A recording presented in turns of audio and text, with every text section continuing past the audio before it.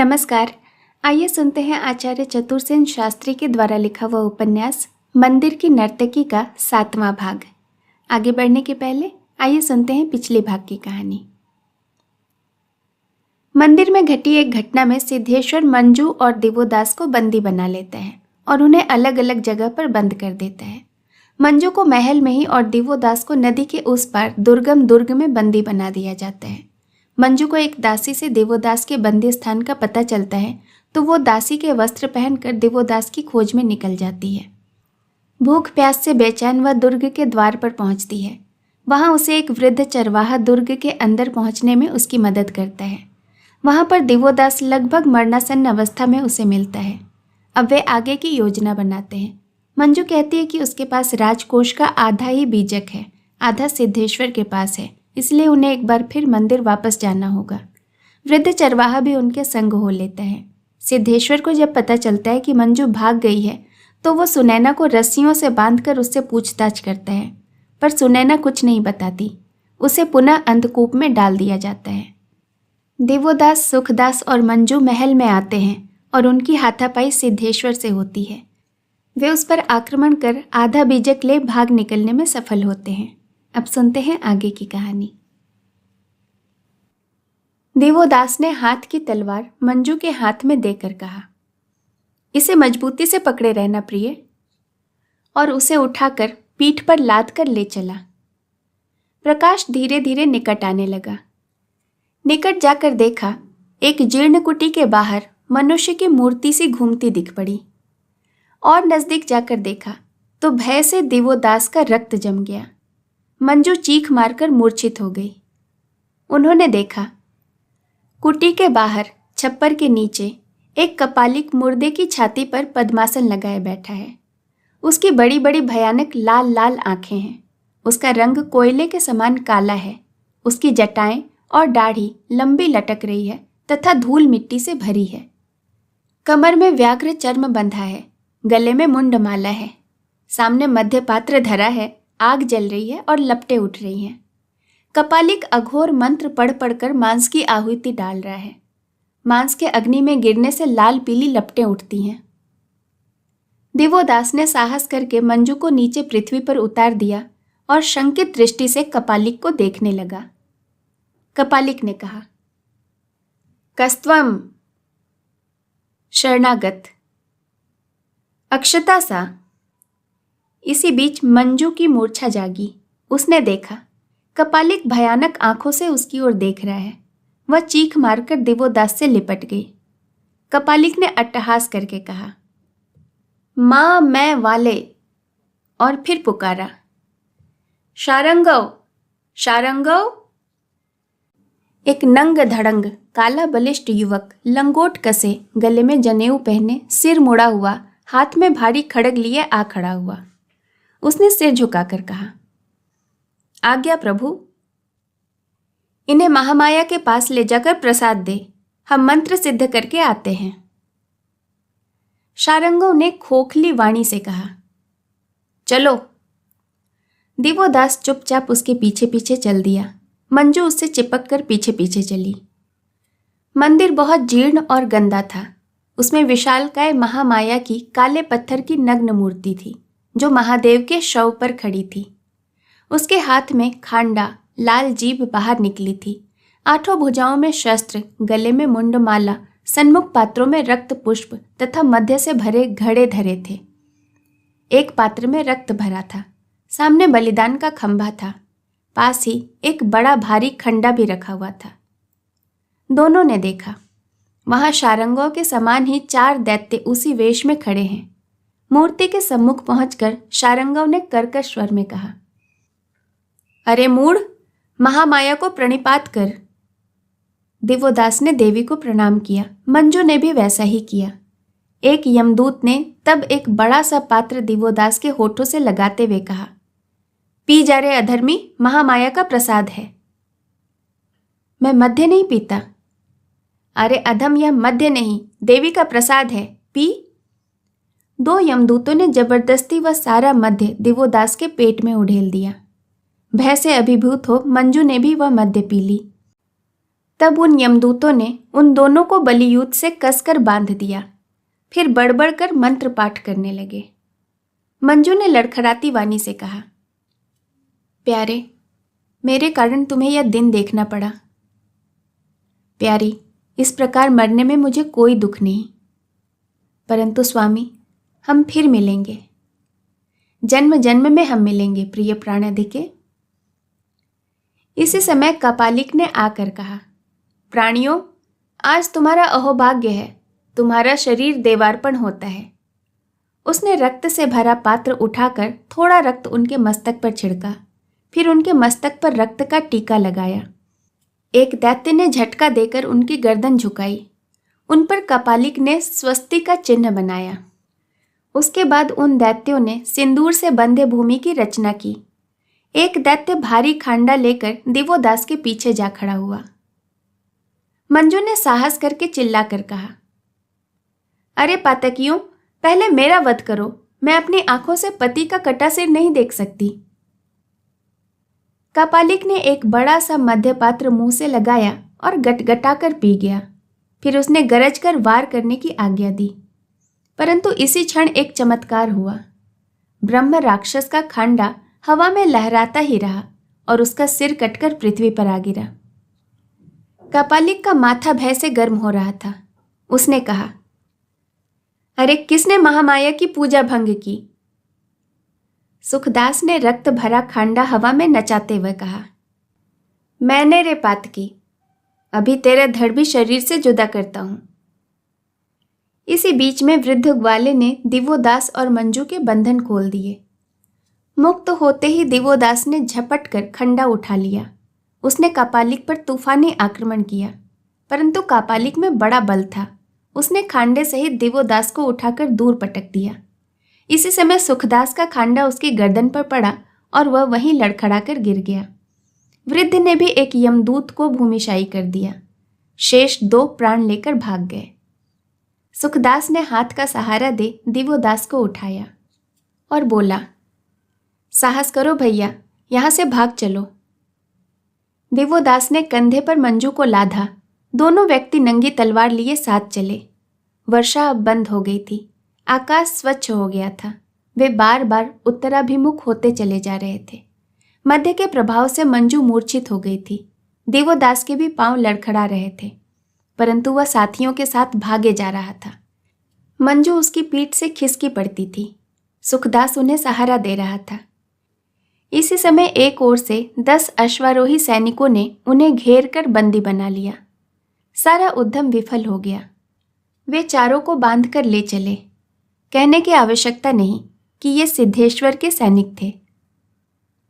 चारों अपराधियों का विचार हो रहा था।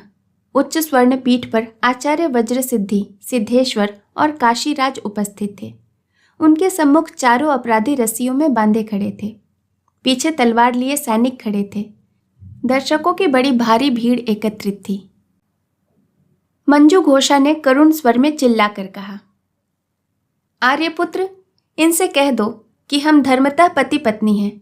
हमने देवता को साक्षी रखकर विवाह किया है। प्रिय अधीर मत हो, देखो तो भंड पाखंडी का निर्णय क्या होता है। काशीराज ने कहा, भिक्षु, तुम क्या कहना चाहते हो? महाराज, वह मेरी विवाहिता पत्नी है और मैं श्रेष्ठ धनंजय का पुत्र दिवोदास हूं।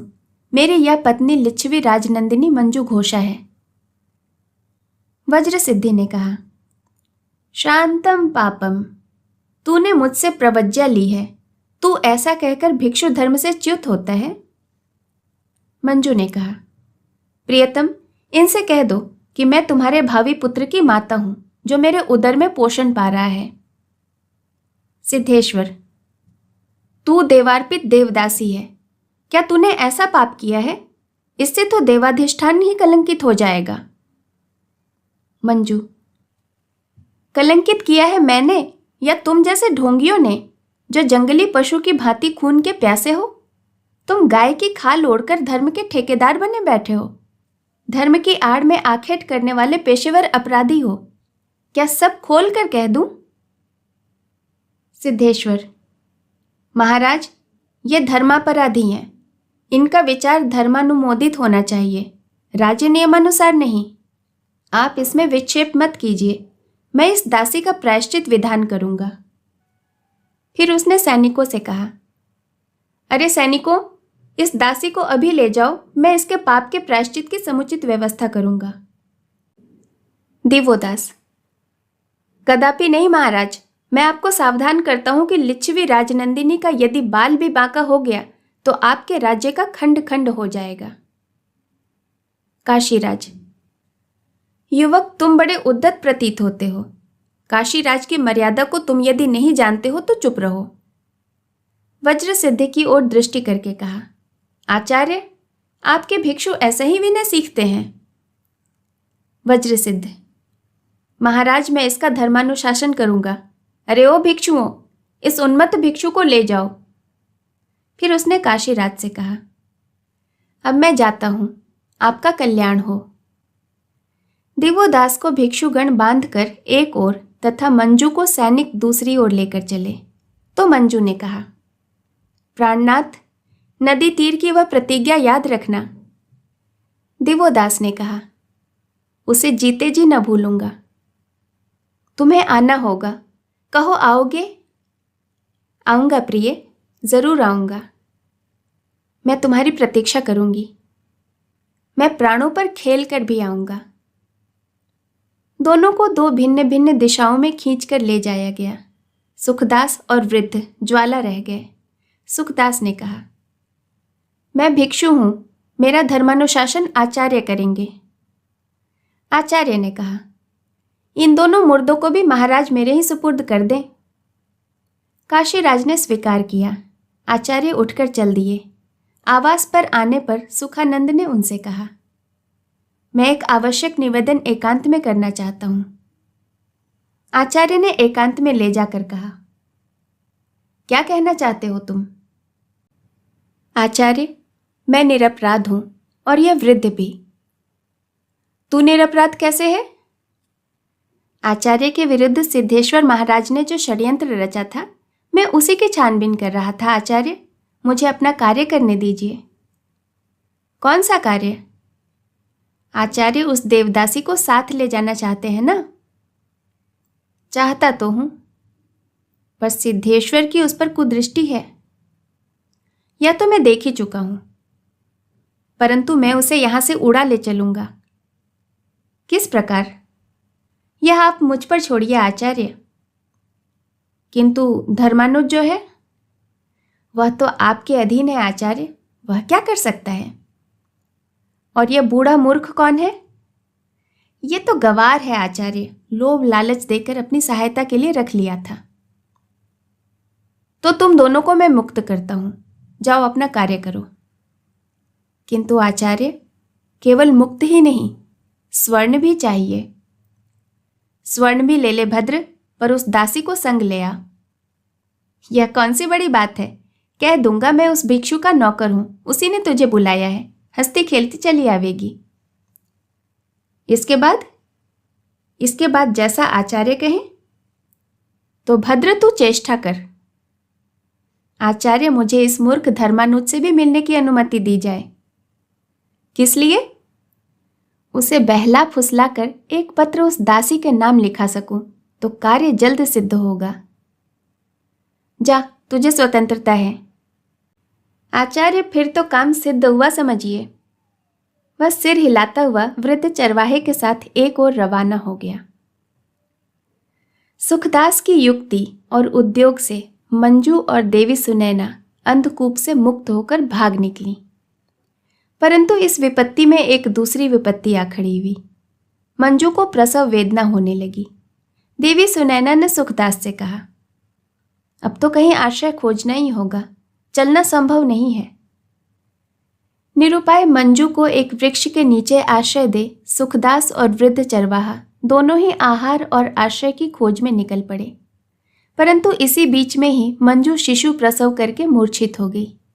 यह दशा देख देवी सुनैना घबरा गई। उन्होंने साहस करके शिशु की परिचर्या की तथा मंजू को भी जो भी संभव शुश्रूषा हो सकती थी करने लगी। मंजू की दशा बहुत खराब हो रही थी थकान, भूख और शोक से वह पहले ही जर्जर हो चुकी थी।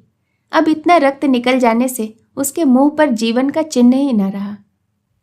सुनैना यह सब देखकर डर गई। उसने यत्न से उसकी मूर्छा दूर की। होश में आकर मंजू एकटक माँ का मुंह देखने लगी। फिर बोली, माँ, अब उनके दर्शन तो न हो सकेंगे। क्यों नहीं बेटी? उन्होंने कहा था जब पुत्र होगा तब मैं आऊंगा। पर उनके आने के पहले तो हम वहां चल रहे हैं ना? नहीं जानती माँ, मैं कहाँ जा रही हूँ, किंतु मेरा एक अनुरोध रख लो माँ। कह बेटी। यदि मेरी मृत्यु हो जाए और वह न आए तो जैसे बने बच्चे को उनके पास अवश्य पहुंचा देना और यह संदेश भी देना कि तुम्हारे आने की आशा में मंजू अब तक जीवित रही। अब तुम्हारे निराश प्रेम का फल तुम्हारे लिए छोड़ गई है। बेटी, इतना धीरज न छोड़ो। माँ, कदाचित यह अस्तागत सूर्य की स्वर्ण किरण मेरी मुक्ति का संदेशा लाई है। अरे बेटी, ऐसी अशुभ बातें मत कर। तुम फलो फूलो और मैं इन आंखों से तुम्हें देखूं, इसीलिए न मैंने अब तक अपने जीवन का भार ढोया है। सुनैना रोने लगी। मंजू ने कहा, माँ दुखी न हो, इस फूल की पंखुड़ियां झड़ जाएंगी और झंझा वायु उन्हें उड़ाकर कहीं और ले जाएगी। आह, सूर्य भी अस्त हो गया। वे ना आए, ना आए। अंधकार बढ़ चला है माँ, यह जैसे मेरे जीवन पर पर्दा डाल देगा। कदाचित मेरे जीवन के दीपक के बुझने का समय आ गया है। वह मूर्छित होकर निर्बल हो गई। सुनैना ने घबरा कर कहा, मंजू, मंजू, आंखें खोलो बेटी, इस फूल से सुकुमार बच्चे को देखो। मंजू ने आंखें खोलकर टूटे फूटे स्वर में कहा, नहीं आए, इस अपने नन्हे बच्चे को भी देखने नहीं आए। आह, कैसा प्यारा है नन्हा, आनंद की स्थायी मूर्ति। माँ, उसे मेरे पास और पास लाओ। वह तो तुम्हारे पास ही है बेटी। और पास, और पास, और वह बेसुध हो गई। फिर उसने आंखें खोलकर बच्चे को देखा। वैसे ही आंखें हैं, वैसे ही होठ। उसने मुंह चूम लिया और हृदय से लगा लिया। इसके बाद ही उसकी आंखें पथरा गईं और चेहरा सफ़ेद हो गया। श्वास की गति भी रुक गई। सुनैना देवी धाड़ मारकर रोने लगी। उन्होंने कहा, आह मेरी बेटी, तू तो बीच मार्ग में ही चली, मेरी सारी तपस्या विफल हो गई। परंतु देवी सुनैना को इस विपत काल में रोकर जी हल्का करने का अवसर भी न मिला। उसे निकट ही अश्वारोहियों के आने का शब्द सुनाई दिया। अब वह क्या करे? उसका ध्यान बच्चे पर गया। उसे उठाकर उन्होंने अपनी छाती से लगा लिया। एक बार उन्होंने मंजू के निमीलित नेत्रों की ओर देखा।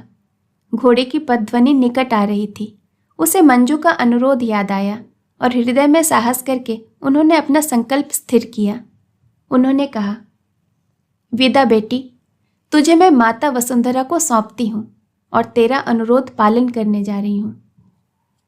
उन्होंने वस्त्र से मंजू का मुंह ढांप दिया और बालक को छाती से लगाकर एक ओर चलकर अंधकार में विलीन हो गई।